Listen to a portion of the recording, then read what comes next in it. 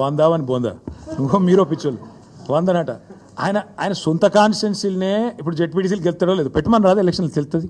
నేను ఏమంటున్నా అంటే మాటలు కోటలు దాటుతాయి. రేవంత్ రెడ్డి ఇంకా కూడా పడిపోతారా? నాకు అర్థం కాదు. మీరు కూడా మాటలకు ఈయన గీ మాటలు చెప్పి ఆ కుర్చీలో కూర్చున్నాడు. ఏదో అది చెప్పి ఇది చెప్పి 420 అడ్డమైన హామీలు ఇచ్చి ఢిల్లీకి వెళ్ళి టూరిస్టులను తీసుకొచ్చి ఈ డిక్లరేషన్ ఆ డిక్లరేషను. నేను ఒక్కటి అడుగుతున్నా, 100 సీట్లు గెలవాలి. ఎట్లా గెలవాలి? ప్రజలు ఓట్లు వేయాలి. ఎవరు ఓట్లు వేయాలి?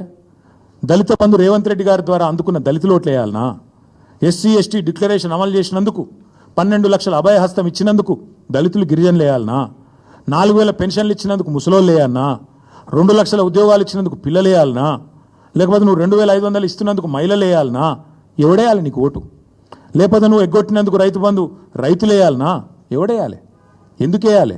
ఏ వర్గం సంతోషంగా ఉంది? చచ్చిపోతున్న ఆటో డ్రైవర్లు వేయాలనా నీకు ఓట్లు? ఎవరు వేయాలి? ఏ వర్గం సంతోషంగా ఉంది తెలంగాణలో? ఒకటే ఒక్క వర్గం సంతోషంగా ఉంది. రేవంత్ రెడ్డి ఆయన తొట్టి గ్యాంగ్ ఒకటి ఉంటుంది. పేర్లు చెప్పంటే చెప్తా కానీ ఇప్పుడు వద్దు, మరోసారి చెప్తా. ఆ తొట్టి గ్యాంగ్ మాత్రం బాగా భయంకరమైన దోపిడీ, దండుపాలెం ముఠాలెక్క దోచుకునే పనులు వాళ్ళు మాత్రం సంతోషంగా ఉన్నారు. బిల్డర్లను గోకుడు, కాంట్రాక్టర్లను గీకుడు, ఆ పనిలో మాత్రం ఫుల్ ఉన్నారు, బిజీగా ఉన్నారు.